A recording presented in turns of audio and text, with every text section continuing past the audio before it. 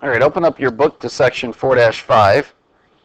We're on page 211 in your book, and the title of this section is Rational Functions, Asymptotes, and Discontinuities. The objective is to discover some properties of polynomial and rational functions and their graphs.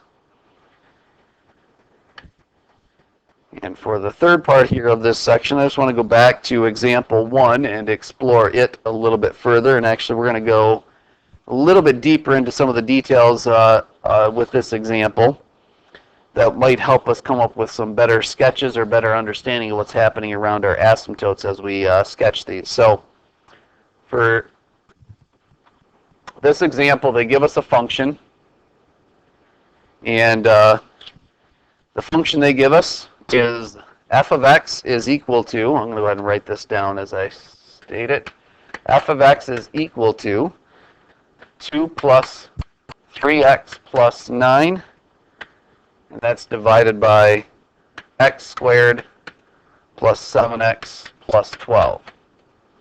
So the first part of this is to just simplify this equation. Now it's already in a mixed rational algebraic fraction form. That is, we have a quotient out front, we've got a remainder, and that remainder part is a proper rational algebraic fraction. But let's go ahead and factor this remainder part of this. In fact, it looks like I could factor out a 3 from the numerator, so that's going to be 3 times x plus 3. And the denominator, for that factors, I need two numbers whose product is 12 and sum is 7. So that sounds like 4 and 3. So if I write it, this is x plus 3 over x plus 4. And again, you can cancel out those common factors there, but just keep in mind that you got to pay attention to the domain as you do that, because you'll change the equation otherwise. Let's go ahead and do this. We have 2 plus 3 over x plus 4, but this means that x cannot be equal to a negative 3 is the value that we've eliminated there from, or I should say that we've included now in our domain if we don't indicate that. So that's our simplified rational algebraic function. All right. Next step. Let's find the vertical asymptotes. We've done this before, but let's do it again. And the other part of this that I want to do is consider the behavior of f of x on each side of the asymptote. All right, so to find your vertical asymptote, again, you have to look back at your equation here. Now that we've factored it, it makes this a little bit easier to see. But when I look at this form right here and I have a factor that does not cancel out with the numerator, I know that's a vertical asymptote. I can also see that show up here when I have simplified it, that it still remains in the denominator. So those guys right there turn out to be my vertical asymptotes. So wherever x plus 4 is equal to 0, I can solve that for x. X would be equal to a negative 4. This is my vertical asymptote. All right, but let's look at this a little bit more carefully here and think about what's happening on each side of this asymptote. So let's tackle the left side to start off with. And what I want to do is I want to pick a number that's just barely on the left side of x equals negative 4 and evaluate this function at that point to determine what exactly is happening just to the left of this vertical asymptote. So, for example, if I'm at x equals negative 4, if I go just to the left, that'd be a number like negative 4.1 or negative 4.01 would be barely to the left. In fact, let's do that. If I evaluate this function at negative 4.01, I like using 0.01 units for doing this analysis here, so I stay really close to negative 4, but I'm just barely on the left side of it. So what do we end up with if we evaluate this? Well, you're going to end up with the equation 2 plus, it was 3 divided by, and it was going to be x plus 4 is what we simplified that to, so it's going to be a negative 4.01 plus 4. And you'll notice that in the denominator there, negative 4.01 plus 4, that turns out to be a negative 0.01. So this turns out to be equal to 2 plus 3 over a negative 0.01. And 3 over a negative 0.01, 3 over 0.01 is 100. So multiplying that by 3 would give us 300. It's a negative 300 that we have here, and we're adding 2 to it. So I guess technically we're at a negative 298. In fact, really, it's just the fractional part is really all I have to even consider here. I could ignore the 2 out front. But nonetheless, this is what we end up with. The important thing for me to notice here is that I'm getting a really big negative number. And what that tells me is that this thing right here must be headed towards, from the left side, this is headed towards negative infinity. All right? So on the left side, we're headed towards negative infinity. All right, let's see what's happening on the right side. On the right side, so what I want to do is pick a number that's slightly bigger than, slightly to the right of a negative 4, like negative 3.99, and plug that into your function. So what would we end up with? 2 plus 3 over a negative 3.99 plus 4 in the denominator is what we'd have. Or that turns out to be 2 plus 3 over 0.01 is what we'd have in the denominator, right? Again, 3 over 0.01, that's 300, plus the 2. That'd turn out to be actually 302, I guess, if we add that in. Again, the 2 part of this, the number out front here, I could kind of ignore this. This is not critical in this analysis. If I just ignored it, that would be fine to do the same thing. It's that fractional part that's going to determine what's happening at my vertical asymptote. But this is headed towards a big number, a big positive number. That's the takeaway that I need, that this is headed towards positive infinity. So that's the key. Over here on the right side, I'm going to expect to see that I'm going to positive infinity. That tells me what the behavior of this function has to be on either side of my vertical asymptote. All right. Next thing we want to do is find the xy coordinates of each removable discontinuity. And again, we've done this now a couple of times, so we can find these. Once you have this in that simplified form, you can find your removable discontinuities, I guess, one of 2 ways. If you look at these common factors there, those tell you that you have a removable discontinuity right there. Or if you look at your excluded domain, that's the other way you can think about finding those removable discontinuities. But I'm going to write it in that first form there. So I'll take the x plus 3. And that can, when that's equal to 0, I'm going to get a removable discontinuity. So solving that for x would be a negative 3. That's my removable discontinuity. Now that's the x value.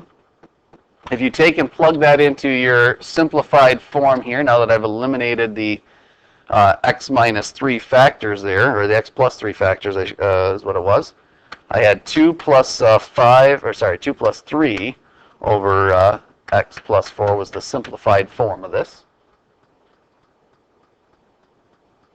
And of course, I got to indicate my domain here. X is not equal to negative 3. Now, even though I can't plug in negative 3 into this because the original equation was not defined there, but if I actually do that, it will tell me the corresponding y value of where this removable discontinuity is at. So we're going to do that. I take 2 plus 3 over a negative 3 plus 4. What do we end up with? Negative 3 plus 4 is 1. 3 over 1 is 3. So 2 plus 3 is 5 is what we end up with. That's our y value. So together, this tells me that at x equals negative 3, y equals 5, this is my removable discontinuity. I'll call that RD for removable discontinuity.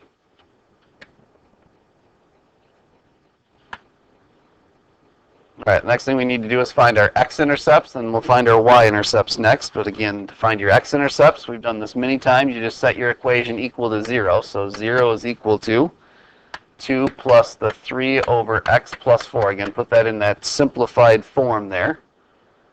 And then subtract the 2, so you get negative 2 is equal to 3 over x plus 4.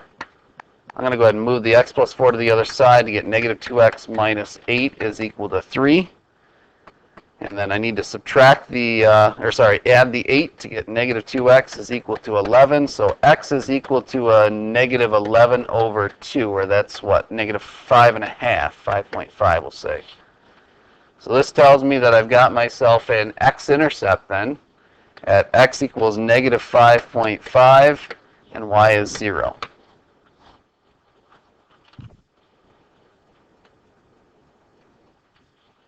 All right, next step is to find your y-intercepts. I like these ones. These are a little bit easier to find each time. If I take and just plug in 0 into my function, I find my y-intercept. So that would be 2 plus the 3 over the 0 plus 4. And what do we get? 2 plus 3/4, what? That's 2.75, I guess, right? So again, if they want this as an ordered pair here, so I have to write it that way. So at x equals 0, y is 2.75 is the location there of my y-intercept. All right, one more thing to find is my horizontal asymptote, but just like I did with my vertical asymptote, I'm going to do a little bit further analysis with this to help me figure out what's happening with this function as I approach my in behavior here, what's happening on the left or right side of my graph there. So to find your non-vertical asymptote, or your, in this case it's going to be a horizontal asymptote, just write your equation there, f of x, in that mixed rational algebraic form. I'll rewrite it here. That was 2 plus 3 over x plus 4, and that's for x not equal to, it was a negative 3 that we had to remove a discontinuity there. And so this 2 out front, this guy right here, is what tells me what my horizontal asymptote is, or my in behavior is. So y equals 2 is a horizontal asymptote, is what I've got from that. But just like I did with my vertical asymptote before, let's do that same kind of analysis of what's happening as I head further and further to the left, and what's happening as I head further and further to the right. All right, so to do that, it's helpful if you kind of pick a nice number to plug in. What I'd like to do is like plug in negative 100. That's really far off to the left. And positive 100. That's really far off to the right. But if I plug in negative 100, that denominator is not going to turn out to be really nice and easy to calculate. So I'm going to actually pick negative 104. Looks like a nice number to plug in. Let's plug in negative 104 into this and see what happens.